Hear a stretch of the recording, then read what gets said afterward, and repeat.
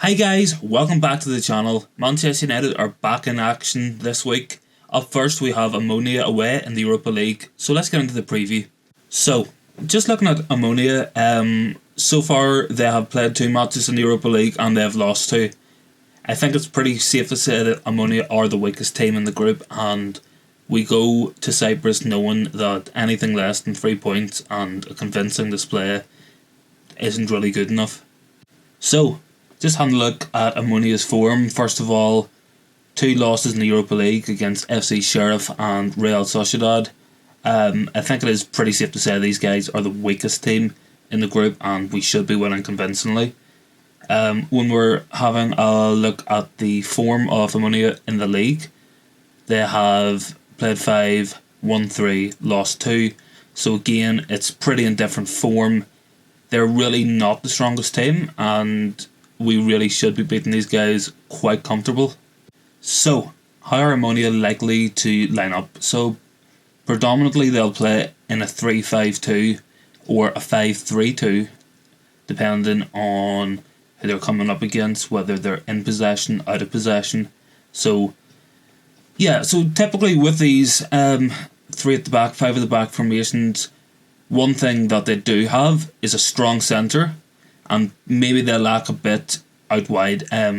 Usually the shortcomings of this formation is this gap between the outside centre back and the wing back. So typically you'll have your left wing back, in this case, pushing on, providing the width down this side of the pitch. This will mean that the centre back has to shuttle across. It can create gaps on the inside.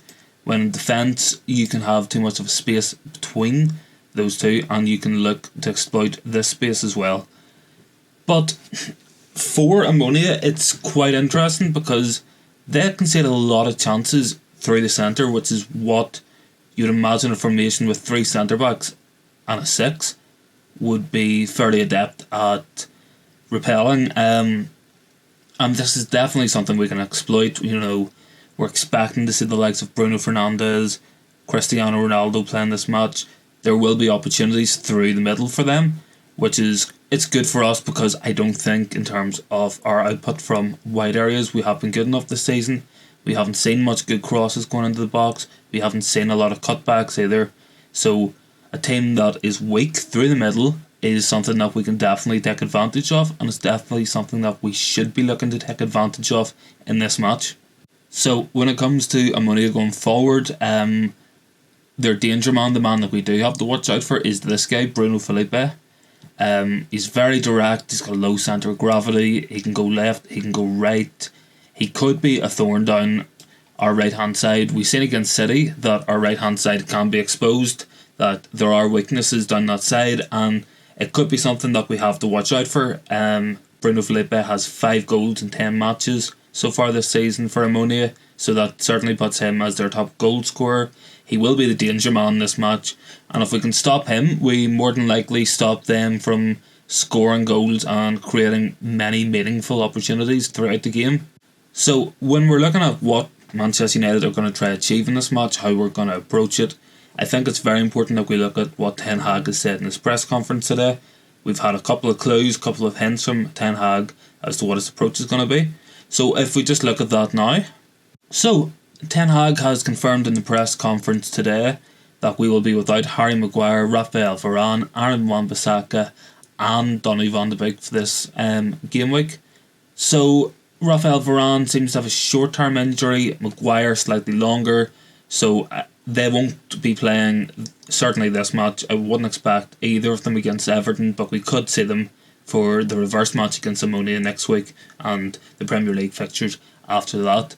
When it comes to Aaron Wan-Bissaka and Donny van de Beek, both have been given no timeline for return, which is concerning. I really went into this month thinking that we could see Donny van de Beek. We could see Donny van de Beek getting a few minutes against the likes of Omonia, against Sheriff, but he's injured, he can't play, and it's just not working out for Donny, and it's just, I feel like it's just coming to its natural conclusion. I think the guy is going to have to move on for his own career, and I think that's what is going to happen in all likelihood. So, furthermore, we can see in Ten Hag's press conference today that he's alluded to Casemiro getting more minutes. He has said that with Casemiro, it's a case of McTominay has played so well that he couldn't drop him. I think we've seen Sunday the limitations of McTominay's game, and I do think it is only a matter of time before Casemiro comes in, replaces Scott McTominay in our starting 11. I think as well we're starting to see the Ronaldo situation start to boil over. I think by looking at the website here, Ten Hag was asked 6 questions about Ronaldo today. 6 questions in one press conference, and this has gone on every single week, every single press conference we've had this, every interview he's asked about this, and I think for Ten Hag's sake that it's better Ronaldo goes. I think for Ronaldo's sake it's maybe better he goes, he can get the game time he needs, he can play, and I think it's in both parties' best interest that this happens, that Ronaldo does eventually go. But I expect Ronaldo to play. Ten Hag has alluded that he wasn't happy playing on Sunday, and he said that he is still happy, he wants to play, but he is pissed off when he's not playing. So I do think we will see Ronaldo play this match, and I do think we'll see Casemiro start this match. So how are United going to line up? So I think this is most likely going to be our team. I think we're going to see David De Gea in goal. I believe Dubravka is injured. I don't think Tom Heaton's going to play, so it will be De Gea. I think Dalot will start right back. We have worryingly little options at right back. We only have Dalot. Outside of Wan-Bissaka is injured, Brandon Williams is injured.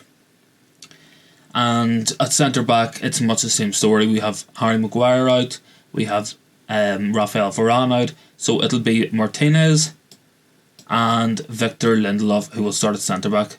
And I think at left back, the only defensive position where we have a bit of depth at the minute, that he'll go for Luke Shaw starting. I think Malaysia struggled in the derby, and I think he'll give Shaw an opportunity to build upon the good performance he had for England last week, and an opportunity to build upon his derby appearance.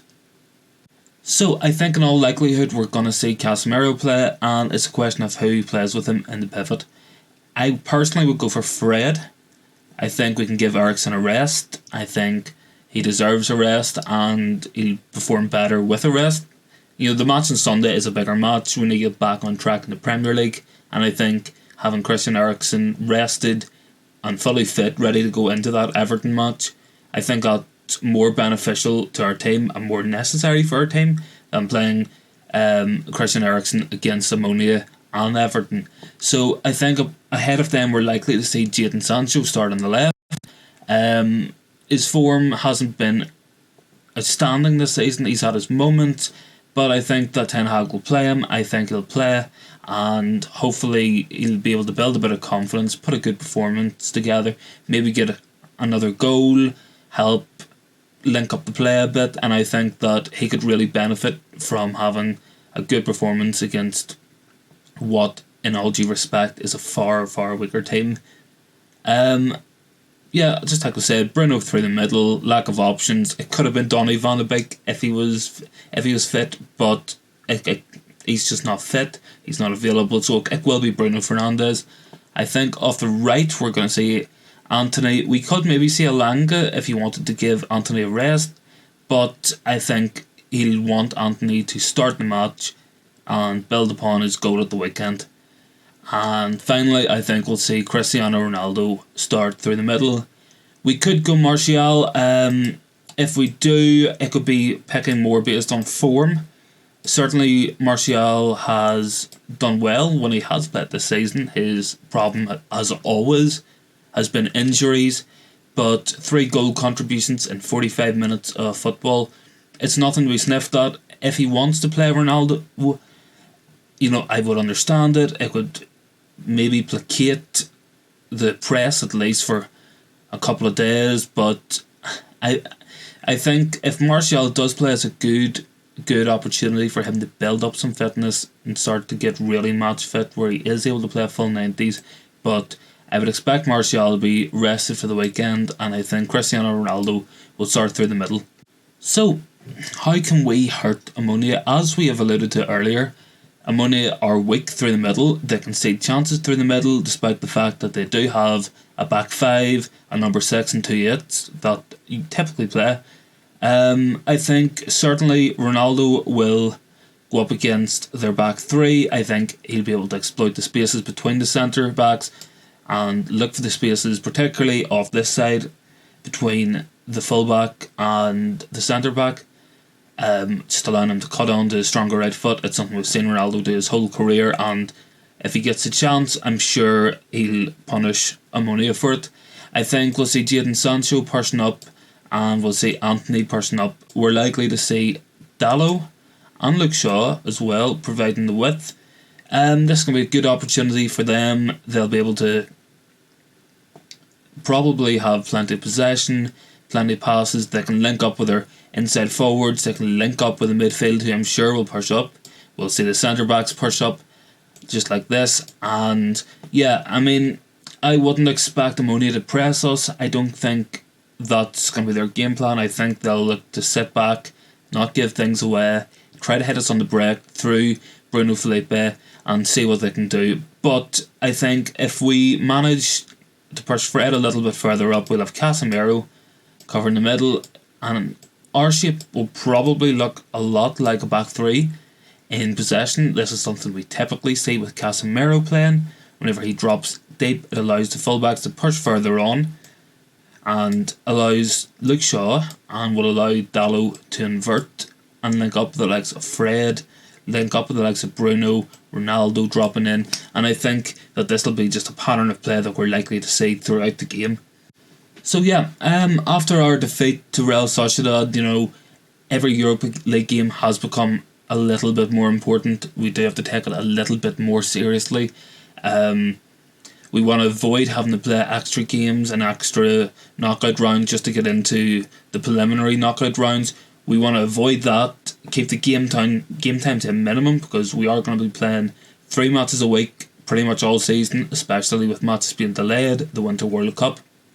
So I think it's imperative that we go out, we get a win this week against Omonia away, and we beat them next week at Old Trafford at home, so we can start to push ourselves up the Europa table. I think this should be a comfortable match if we turn up. I don't actually think we're going to have to work overly hard. I don't think it'll be a case that we'll have to play as fast as we can. I think that Omonia will struggle for discipline. The more we hold the ball, the more anxious they'll get. The one thing I will say is this will be a cup final for them. It'll be a cup final for them, the players, the fans, and they'll be up for it, and they will fight for every ball. They will fight with everything they have. So we do have to turn up and put in a professional display, but we shouldn't have to get out of third gear in order to beat this team fairly comfortably. So yeah, with that being said, I'm going to predict a 3-0 win. I think Ronaldo will score at least once. I think Sancho will score, and possibly Anthony or Bruno Fernandes. So yeah. Hey guys, thank you very much for watching this preview. As always, don't forget to leave a like, comment and subscribe. The other socials are down in the description, and we'll see you in the next one. Thanks for watching.